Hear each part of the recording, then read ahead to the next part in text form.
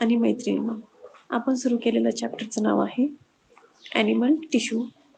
त्याच्यामध्ये आपण second type of tissue अभ्यासत आहोत, ती म्हणजे कनेक्टिव्ह टिश्यू. कनेक्टिव्ह टिश्यूमध्ये आपण 3 वेगवेगळ्या मॅट्रिक्सच्या बेसिसवर आपण त्याचे 3 वेगवेगळे टाईप्स केलेले आहेत. ते 3 वेगळे टाईप्स कुठले आठवतायत का? Connective tissue proper. Connective tissue proper मध्ये परत 2 प्रकार सांगितले आपण, लूज कनेक्टिव्ह टिश्यू आणि डेन्स कनेक्टिव्ह टिश्यू. लूज मध्ये परत आपण areolar connective tissue and adipose connective tissue सांगितलेलं आहे. तर आज आपण अभ्यासत आहोत ॲडिपोज कनेक्टिव्ह टिश्यू. ठीक आहे.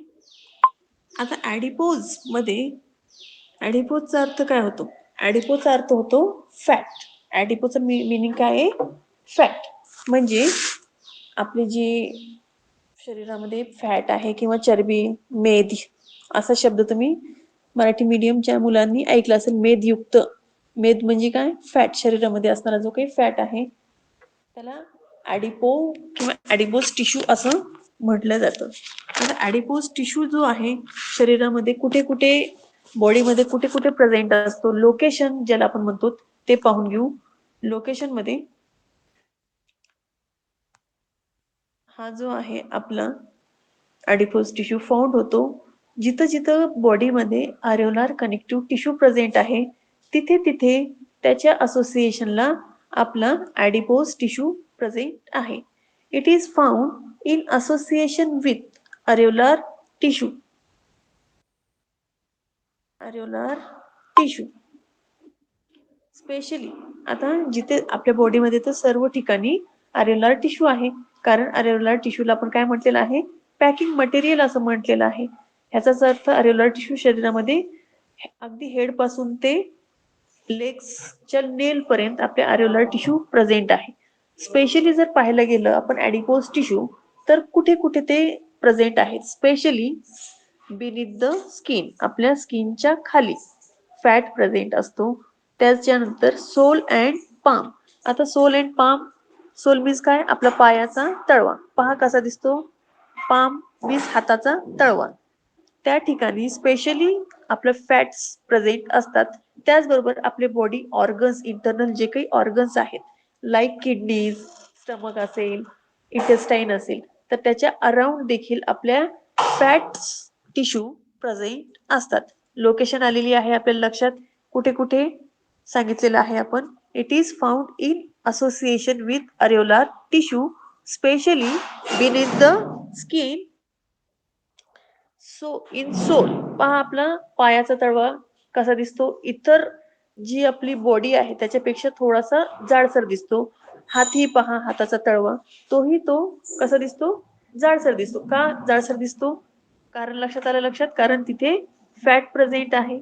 त्याचबरोबर internal organs like stomach, kidney, heart वगैरे जे काही आहेत तर त्या ऑर्गनच्या अराउंड देखील आपल्या फॅट्स टिश्यू प्रेझेंट असतात.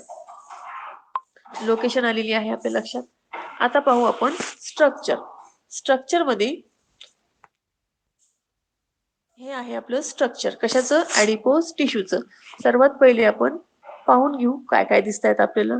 इथे आपल्याला ॲडिपोज सेल्स दिसत आहेत. Then yellow fibres, blood vessels, अजून काय दिसत आहेत? Fat globule, fine white fibres. आता जर तुम्ही कंपॅरिझन केलं अरेओलार टिश्यू आणि ॲडिपोज टिश्यू, ह्याच्यामध्ये येलो फायबर्स आहेत पण कमी प्रमाणात आहेत. हे जे आहेत येलो फायबर्स, आपले व्हाईट फायबर्स किंवा कोलेजन फायबर्स आहेत ते सुद्धा कमी नंबर्स मध्ये आहेत. देन अजून काय दिसतं आपल्याला डायग्राम मध्ये? Empty adipose cell. Then cytoplasm दिसतो, मॅट्रिक्स आणि न्यूक्लियस. न्यूक्लियस दिसतो, कुठे दिसतो पाहतोही पाहून घ्या. एका साईडला. जनरली आपण कसं सांगतो? आपली सेल आहे, सेंटरला काय प्रेझेंट असतो? न्यूक्लियस प्रेझेंट असतो. पण इथे मात्र तसं नाहीये. न्यूक्लियस कुठेतरी एका कोपऱ्याला आहे. Due to presence of fat cells. तिथे काय प्रेझेंट आहे? सेंटरला फॅट सेल्स असल्यामुळे ऑटोमॅटिकली न्यूक्लियस पेरिफेरी शिफ्ट झालेला आहे.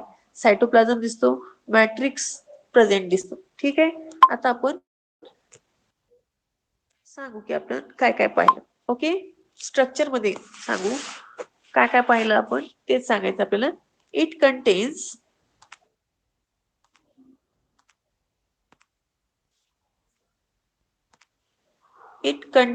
आपले जे ऍडिपोज टिश्यू आहे contains large number of adipocytes cells. काय कंटेन आहे?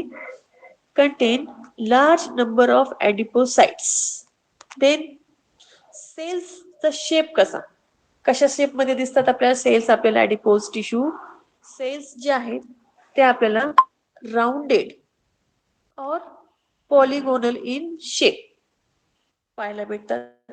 देन न्यूक्लियस कसा आहे? न्यूक्लियस आपण आता सांगितलेलं आहे की न्यूक्लियस जो आहे तो सेलच्या एका साइडला आहे, त्याला काय म्हणायचं आहे? पेरिफेरी. शिफ्टेड झालेला आहे तो, तसा ऍक्च्युली तो सेंटरलाच होता पण तो शिफ्ट झालेला आहे आपल्या साइडला ड्यू टू, कारण काय? Because fats are stored in the form of droplets. इथे पहा ड्रॉपलेट्स पाहायला भेटतात आपल्याला आतमध्ये जे आहेत ते फॅटचे काय आहेत? ड्रॉपलेट्स सेलच्या आतमध्ये प्रेझेंट आहे. त्याच्यामुळे न्यूक्लियस ऑटोमॅटिकली पेरिफेरी काय झालेला आहे? शिफ्ट झालेला आहे. कारण आलं लक्षात, nucleus is shifted to periphery कारण fats are stored in the form of droplets. Then matrix सुद्धा पाहिलेत आपण, पण मॅट्रिक्स कसे आहेत? Matrix is less. त्याचबरोबर fibres and blood vessels are few in numbers. आपल्याला ह्या सेलमध्ये व्हाईट फायबर्स, येलो फायबर्स देखील प्रेझेंट दिसतात, पण त्यांची जी नंबरिंग आहे, जसं ॲरेोलर टिश्यू मध्ये आपण खूप साऱ्या बंडल्स मध्ये व्हाईट फायबर्स पाहिले होते, देन येलो फायबर्स ही ब्रँचिंग मध्ये पाहिले होते, तसं इथं पाहायला भेटतं का आपल्याला? नाही. ह्याच्यामध्ये ऍडिपोज टिश्यू मध्ये मॅट्रिक्स सुद्धा कमी पाहायला भेटतो. मॅट्रिक्स कसा आहे? लेस आहे. Fibres and blood vessels are few in numbers. Okay, then आता पुढे चलू. टाइप्स ऑफ ऍडिपोज टिश्यू मध्ये आपण सांगणार आहोत की there are two types of adipose tissue. Adipose tissue जे आहेत दोन प्रकारचे आहेत. पहिली आहे white adipose tissue and second आहे ब्राऊन ऍडिपोज टिश्यू. आता व्हाईट ऍडिपोज टिश्यू आणि ब्राऊन ऍडिपोज टिश्यू मध्ये काय फरक आहे पहा. व्हाईट ऍडिपोज टिश्यू जे आहेत ऍडल्ट्स मध्ये आपल्याला पाहायला भेटतात, while as brown adipose tissue जे आहेत त्या लहान मुलांमध्ये. आता लहान मुलं पाहिले तुम्ही, नुकतेच जन्माला आलेले कसे असतात? गुबगुबीत असतात, असतात की नाही? आपल्याला घ्यायला गुबगुबीत बाळ घ्यायला आवडतं आपल्याला, कारण त्यांच्यामध्ये ब्राऊन ऍडिपोज टिश्यू प्रेझेंट असतात, म्हणून ते बाळ जे आहे काय म्हणतात त्याला आपण? बाळसं असं म्हणतो. बाळसं खूप सारं आहे कारण तिथे ब्राऊन ऍडिपोज टिश्यू प्रेझेंट असतात. आता आपण सर्वात पहिले व्हाईट ऍडिपोज टिश्यू बद्दल पाहू. व्हाईट ऍडिपोज टिश्यू जे आहेत कसा दिसतो? ओपॅक. ओपॅक मीन्स कसा? ट्रान्सपरंट. ओपॅकचा मिनिंग काय? ट्रान्सपरंट.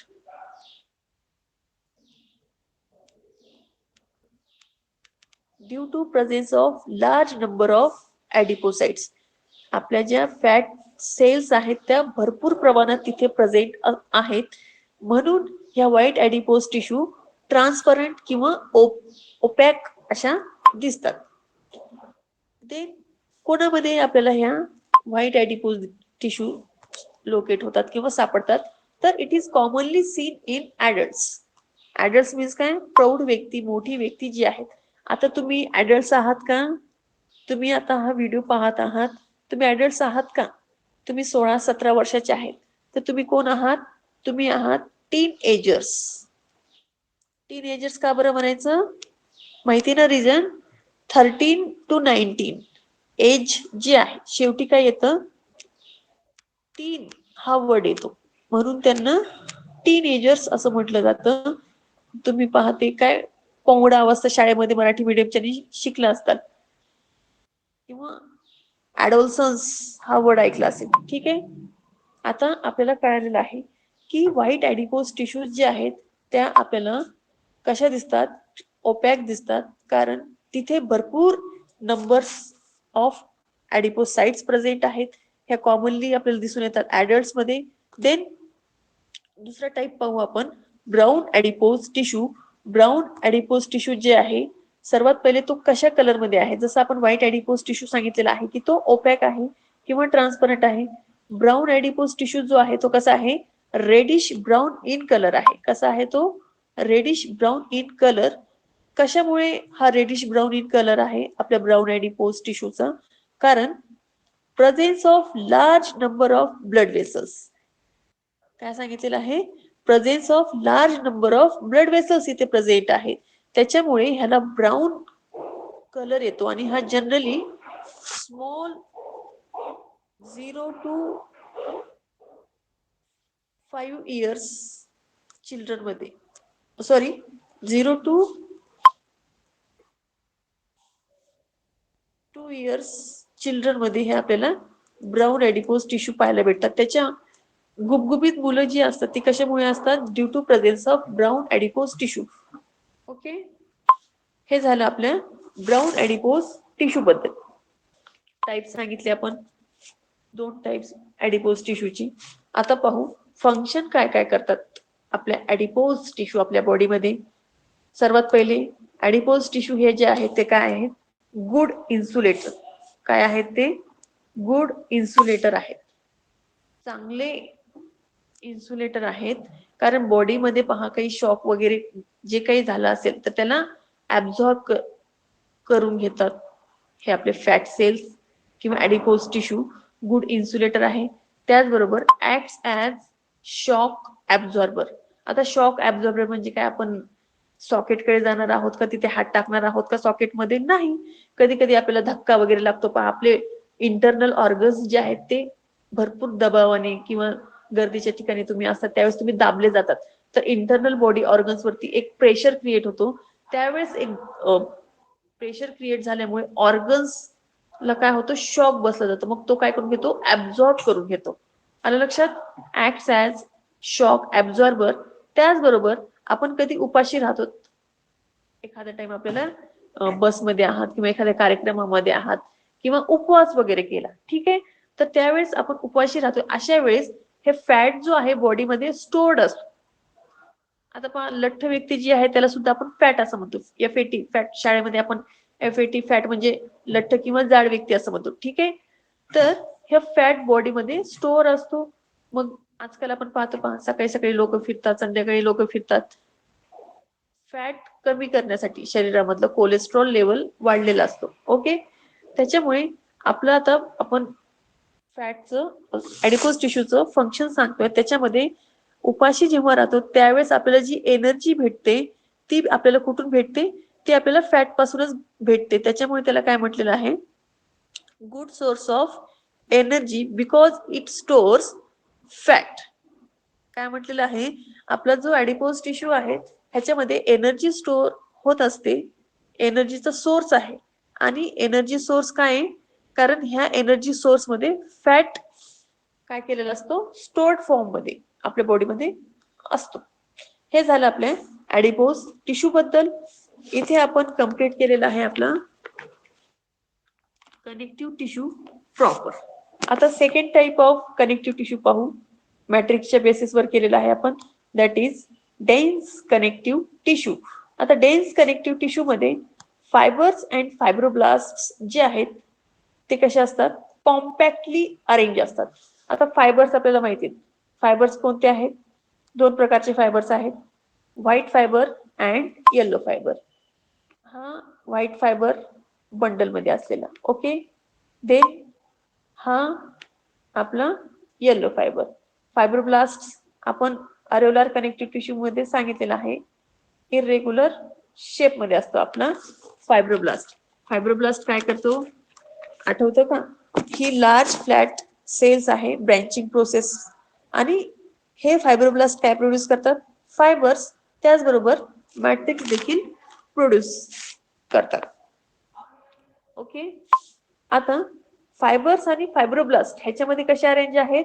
एकदम कॉम्पॅक्टली. कॉम्पॅक्टली मीन्स कसं? अगदी जवळ फायबर्स फायब्रोब्लास्ट अगदी जवळ अरेंज झालेले आहेत. There are two types of dense connective tissue. जसं आपण कनेक्टिव्ह टिश्यू प्रॉपर मध्ये दोन टाइप्स पाहिले, अरेव्हुलर कनेक्टिव्ह टिश्यू अँड ॲडिपोज टिश्यू. तसे इथे देखील डेन्स कनेक्टिव्ह टिश्यू मध्ये देखील दोन टाइप्स आहेत. दॅट इज कुठले कुठले दोन टाइप्स आहेत? डेन्स कनेक्टिव्ह टिश्यूचे दोन टाइप्स आहेत.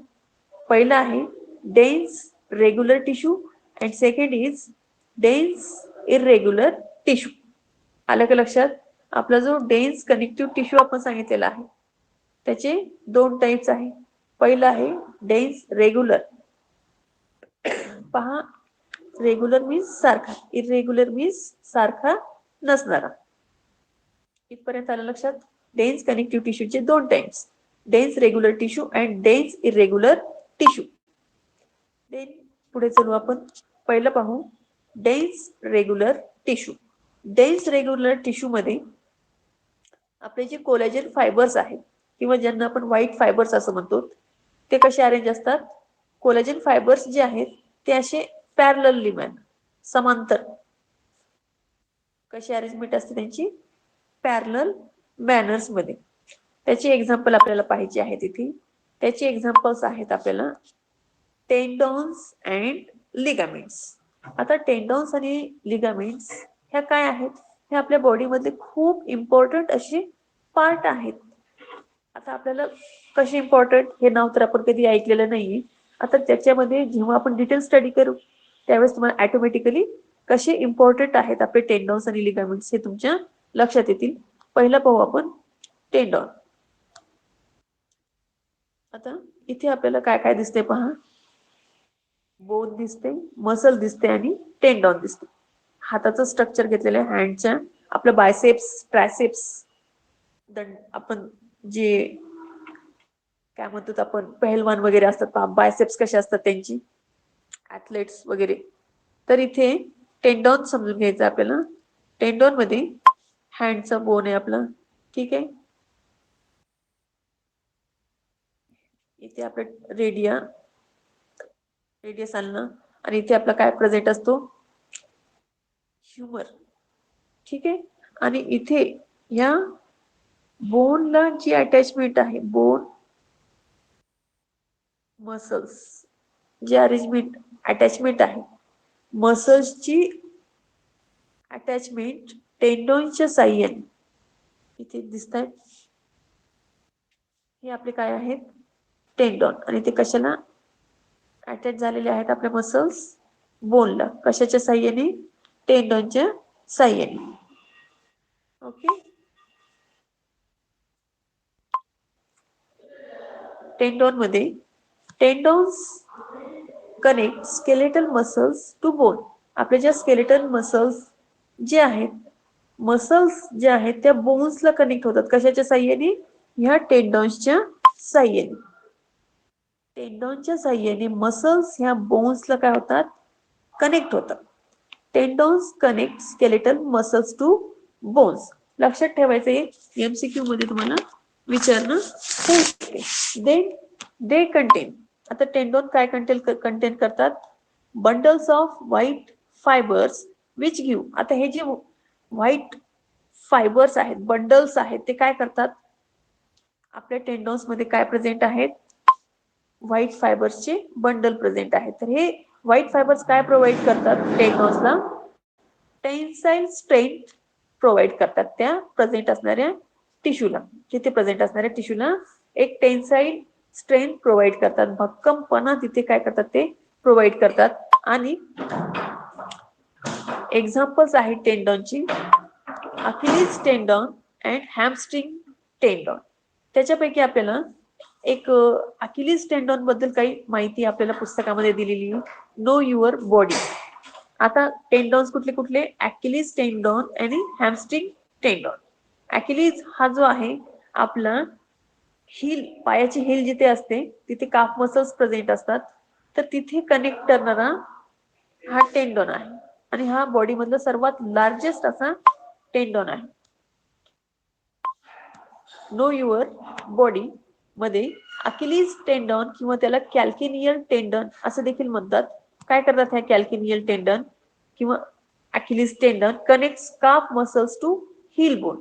आपला पायाची जी पोटरी म्हणतात पहा आपण, तर तिथे प्रेझेंट असणाऱ्या मसल्सला काय म्हणायचं आहे, तिथे प्रेझेंट असणाऱ्या मसल्सला म्हणायचं आहे काफ मसल्स. आणि ह्या काफ मसल्स कुठे कनेक्ट होतात, आपल्या पायाची जी टाच आहे हील बोन, तर ते कशाच्या सहाय्याने कनेक्ट होतात, अॅकिलिस टेंडनच्या सहाय्याने. Then pain at the back of ankle or lower calf may signal problems with Achilles tendon. आपल्याला जर खालच्या बाजूने पायाचा घोटा जिथे आहे तर तिथे पेन होत असेल, ह्याचाच अर्थ लोअर काफ, खालचा जो काफ मसल आहे तिथे प्रॉब्लेमचा सिग्नल आहे. कुठे, की अकिलीस टेंडॉन मध्ये प्रॉब्लेम निर्माण झालेला आहे. जर काफ मसल्स मध्ये पेन होत असेल, वेदना जर होत असेल तर. Then when calf muscles flex, ज्यावेळेस आपण उभा कसे राहतो ते सांगतो, चलतो कसं हे सांगतो, किंवा पायाच्या बोटांवर उभी कशी राहतो. व्हेन काफ मसल्स फ्लेक्स, पहा आपल्या मसल्स मध्ये होणाऱ्या ज्या आहेत अँटीगोनिस्टिक ऍक्शन्स होत असतात, अपोजिट ऍक्शन्स बॉडीमध्ये होत असतात. काफ मसल्स फ्लेक्स, फ्लेक्झिबल आणि एक्सटेन्शन, फ्लेक्झर आणि एक्सटेन्शन अशा दोन मसल्स आहेत. When calf muscles flex Achilles tendons pull, काय करतो हे अॅकिलिस टेंडन, आपल्या हिलला ओढून घेतो, पुल करून घेतो. This movement allow us to stand on our toes, ह्या पद्धतीची मुवमेंट होते म्हणून आपण आपल्या पायावर उभे राहू शकतो. आणि Achilles tendon is largest and strongest tendon in body. आणि जास्त करून आपल्याला ज्या इंजुरीज, टेंडॉनला इंजुरीज ऑकर झालेल्या दिसतात, ते कुठे कुठे जनरली आपल्याला पाहायला भेटतात, की कुठल्या टेंडॉन मध्ये इंजुरी म्हणजे जखमा वगैरे झालेल्या पाहायला भेटतात. तर जॉईंटच्या तिथे कुठे कुठे शरीरामध्ये जॉईंट्स आहेत, आपल्या शोल्डर मध्ये, शोल्डरच्या तिथे एल्बो, नी पायाचा घोटा आणि अँकल, गुडघा आणि नी मीन्स गुडघा, म्हणजे इथे आपल्याला शोल्डरच्या तिथे, एल्बोच्या तिथे. आता जे प्लेयर्स वगैरे आहे पहा, सचिन तेंडुलकरचं नाव तुम्ही ऐकलं असेल, तर त्याला पण शोल्डर मध्ये प्रॉब्लेम आपल्याला पाहायला भेटतो. ह्याची एक डायग्राम पाहून घेऊ आपण, आपल्याला आयडिया येईल. अॅकिलिस टेंडन कुठे पहा, इथे दिसतंय, इथे आहेत आपल्या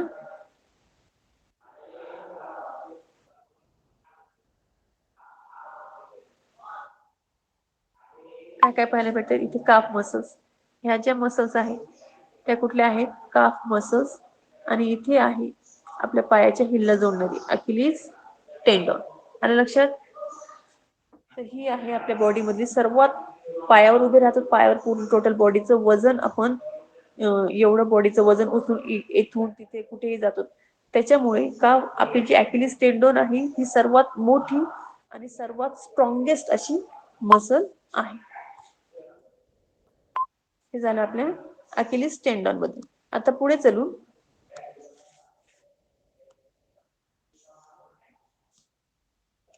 आपल्या टेंडॉन आलं लक्षात, टेंडॉन्स द्वारे काय कनेक्ट होतात, आपल्या मसल्स बोनला कनेक्ट होतात. आता पुढे चलू आपल्या लिगामेंट्सकडे.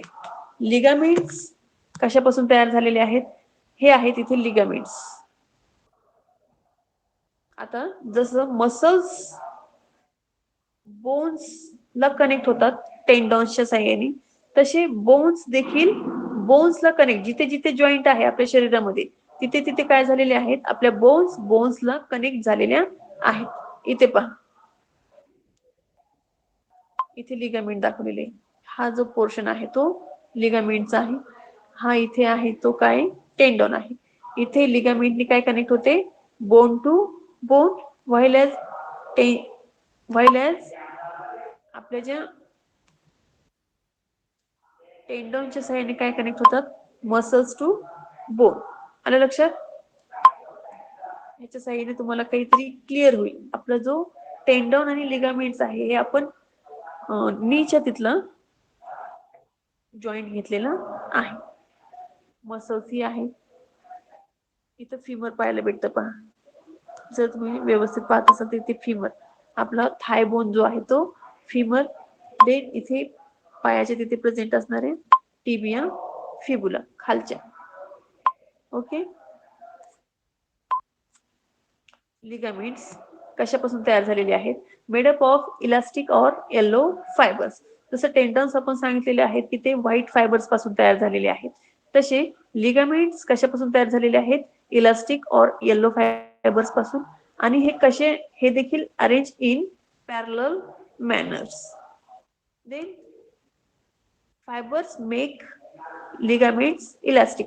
आता पहा आपल्या बॉडी किती इलास्टिसिटी आहे. आपण काही आपल्यापेक्षा जर तुम्ही ऍथलेट्स किंवा जे प्लेयर वगैरे आहेत खेळणारे त्यांची बॉडी जास्त फ्लेक्झिबल असते. आपली लहान मुलांची आपल्यापेक्षा जास्त फ्लेक्झिबल बॉडी असते कारण तिथे लिगामेंट्सला ते इलास्टिसिटी ते जास्त प्रमाणात त्यांना प्रोव्हाइड करतात.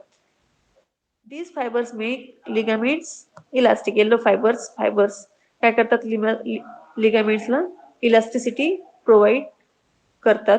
They are present at joints. Ligaments कुठे प्रेझेंट असतात? जिथे जिथे शरीरामध्ये काय आहेत? जॉईंट्स आहेत, तिथे तिथे लिगामेंट्स प्रेझेंट असतात. आपल्या बोटांचे जरी पाहिले तुम्ही तरी तिथे लिगामेंट्स प्रेझेंट आहेत कनेक्ट करायला. देन आता लिगामेंट्स काय करतात? Prevent dislocation of bones. आता पहा, जे काही आपले बोन्स आहेत त्यांना त्यांच्या जागेवरून हलू न देणे हे त्यांचं फंक्शन आहे. प्रिव्हेंट डिसलोकेशन ऑफ बोन्स हे लिगामेंटचं काय आहे? फंक्शन. ठीक आहे. तर आज आपण इथे सध्याला थांबून जाऊ. सॉरी एक सेकंड. लिगामेंट्स नंतर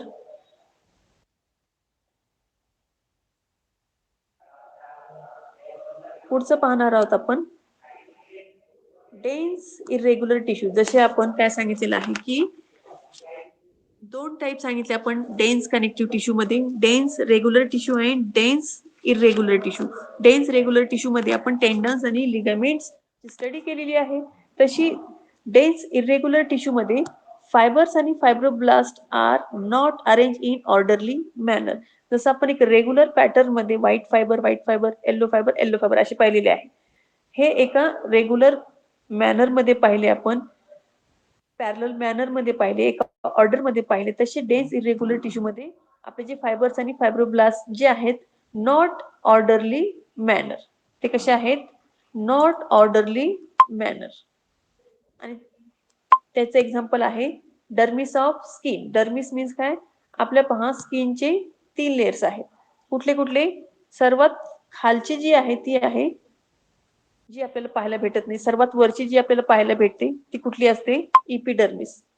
इथे पहा आपले हेअर्स, जे वरचे त्वचेवरची जे स्किन वरचे जे हेअर्स आहेत ते इपिडर्मिस. देन त्याच्या खाली असते डर्मिस आणि सबक्युटेनियस लेअर डर्मिसच्या खाली असणारी. तर आपण एक्झाम्पल काय सांगितलं? Dermis of skin. हे कशाचं पॅटर्न आहे? हे एक्झाम्पल आहे आपल्या डेन्स इरेग्युलर टिश्यूचं. पाहायला व्यवस्थित आले लक्षात? सबक्युटेनियस लेअर, डर्मिस, इपिडर्मिस. आणि हेअर जो आहे आपला स्वेट ग्लँड्स वगैरे जे आहेत ते इथेच प्रेझेंट असतात डर्मिस ऑफ स्किन मधून. ते फक्त इपिडर्मिस लेअरवर ओपन होतात. हेअर पण इथून बाहेर पडलेला आहे आपला. ठीक आहे. अशा पद्धतीने आपण इथे आज थांबून जाऊ. ठीक आहे. थँक्यू.